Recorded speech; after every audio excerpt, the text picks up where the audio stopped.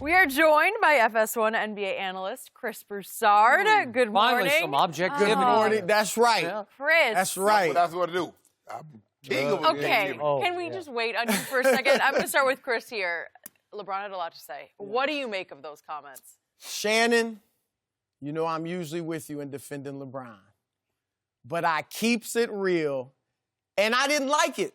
I was disappointed. Skip, what did I say? He did say. You did say it? Okay. Said it privately instead of public. Okay. I'll give you that. Because I don't watch y'all. I don't even think he watch should have said it CNN, privately. So I know I'm objective when I come out here. Okay, so I'm glad you can. Okay. It was just too much me and them. And look, there's a time to drop the hammer, especially when you're the best player in the world, you're the leader, you got championships. There's a time to do that. But there's also a time to hug your teammates, to encourage them, to support them, to let them know you're with them. And I thought this was that time. There were some things that baffled me. So LeBron talked about guys haven't been there. Do they know what they're missing out on? You know, if they haven't been there. Well, who are you talking about? JaVale McGee's got 2 championships. Tyson Chandler's got 1. Rajon Rondo's got 1. Okay, that adds up to 4. Right. LeBron's got 3, and the rest of them have 4. So they've never been there. And a couple of them came at the expense of LeBron. Rondo's, yeah. Chandler's, Wow. McGee. I mean, all of them, actually. Right. Yeah.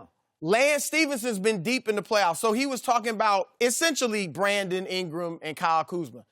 Ingram gave you 29 points. Kuzma played okay. He did. Reggie Bullock, is he throwing him in there too? I don't know. It was just too much. And coming off a game where, look, LeBron was spectacular offensively. He threw some pocket passes, some full court passes. Yes. No, I give you that. And he obviously gave you his 27. He was not in his usual attack mode. No, and that's a... What about them threes? No, he hit some 30-footers. He had 3 threes in the third quarter, and they lost the third quarter by 4 points, just for the record. Yep. Go ahead. Okay.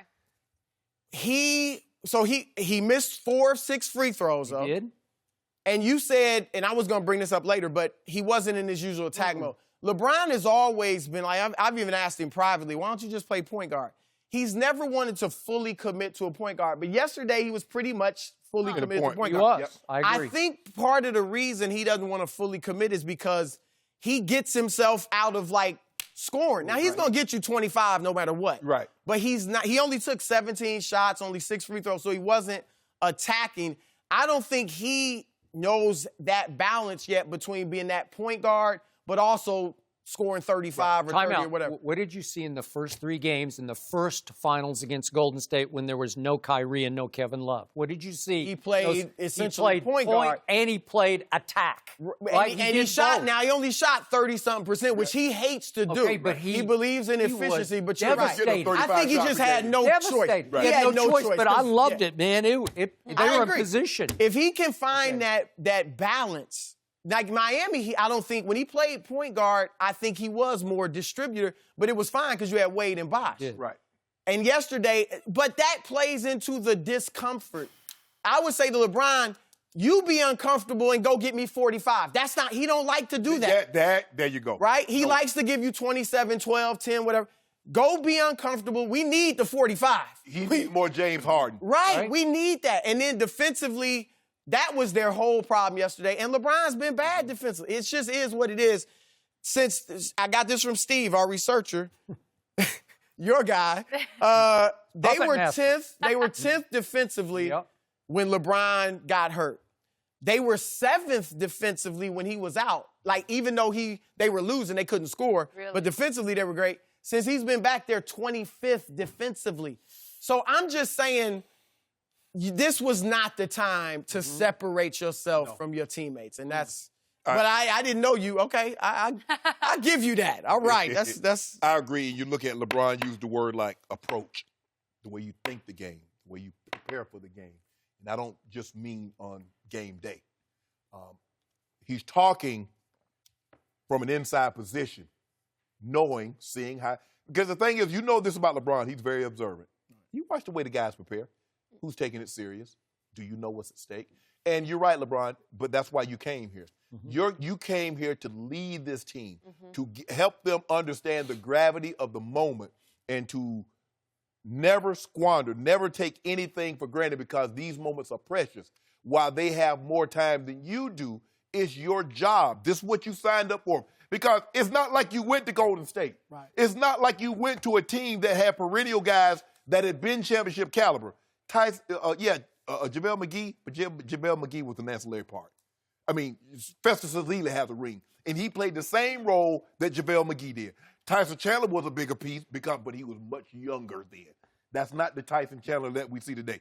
I get all that. And like I said, my thing is, if you can say whatever you say publicly, if it can be said and conveyed in the same way privately, do that. But every time that you're upset that guys don't perform to the level that you think they should, you can't call them out publicly. They still upset because it was all well and good. Man, LeBron coming here to play with us. Ooh, yeah, LeBron. He chose us. Yeah. And that was their body language. And Lonzo was he was Lonzo's favorite player growing up. But playing with a guy like LeBron is demanding. And then he demanded that we be gone. And now we here. So we don't look at LeBron and say, nah, whatever. I ain't listening to you. You wanted me up out of here. So you think that's the mentality they have now? Yeah. They're not playing with that same. They're not. In the consistency, you mentioned like Ingram gave you 29, but he might give you 13 tonight. They get no consistency. What drives me the most nuts about the greatness of LeBron James is that somehow he has become the biggest finger-pointing excuse maker in the history of sports on a nightly basis.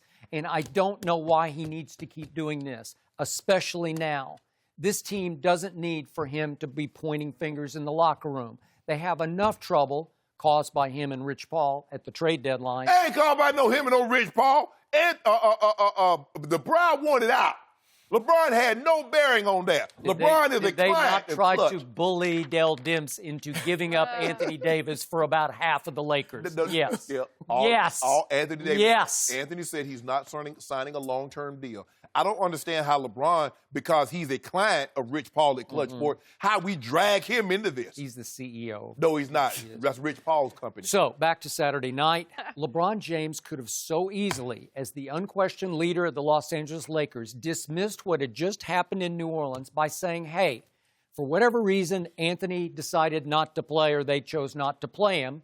And we didn't take them seriously enough because they had just played back-to-back on the road at Indiana. They had lost by 15 with Anthony Davis. Yeah, you're right. So at home, obviously the Lakers didn't come out with the necessary urgency and intensity for what was about to hit them right between the eyes. That's what LeBron said. Because those Pelicans without Anthony Davis are actually more dangerous because they got chips on shoulders. Those Pelicans, especially Julius Randle, who still has it in for the Lakers for not hanging on to him, they're going to come at you with both fists. They're going to try to take it out on you, so you need to match their intensity and urgency in the first quarter, and if you get off to a hot start, trust me, they'll say, no mas, thank you very much, we just played last night and lost at Indiana. But that did not happen. And all of a sudden, LeBron reaches for, how many in here know what's at stake if you've never been there? And I'm thinking, how many know what's at stake? And I look down the roster of playoff games played, and Rondo's played 105, and Tyson's played 75, and JaVale 44, and Lance 57. That's why LeBron got him. Okay, but that's why he got him, because there are a whole bunch of people. There are 1, 2, 3, 4, 5, 6. There are 7 players in that locker room who have playoff experience. So don't tell me it's all a bunch of kids who have never been there and done this before, right?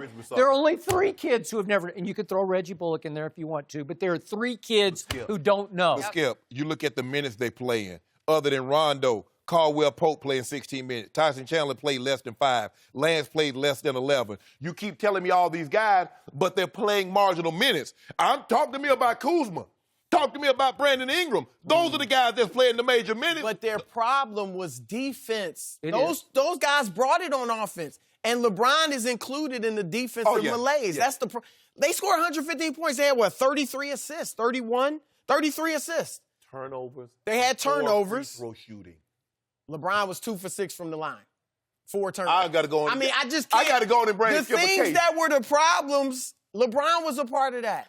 He said 80% for a case of doom. Yeah, you definitely. He could probably make every free throw from the rest You know what? of the season. I think mathematically you're correct. And He'd have to not make shoot like the next 50 in a row or whatever it is know to if get it's to gonna happen. 80. Might be. I think it's over. I'm sorry. I think with LeBron, and he talks about the discomfort, being uncomfortable. Yeah.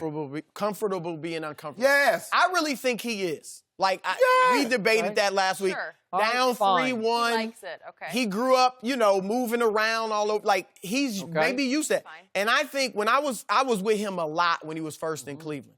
And it was no finger pointing for the most part. It was harmonious. You saw them doing the little photos before game. Yeah. It was harmonious, and he didn't have any other stars.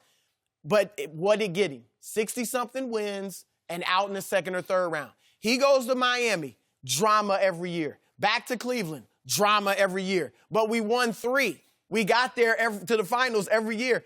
I feel like LeBron thinks that's necessary. For him to be uncomfortable is necessary. And for him, it may be. But that's not true for everybody. Exactly. And he creates that everywhere he goes, probably because he feels it's necessary. I hear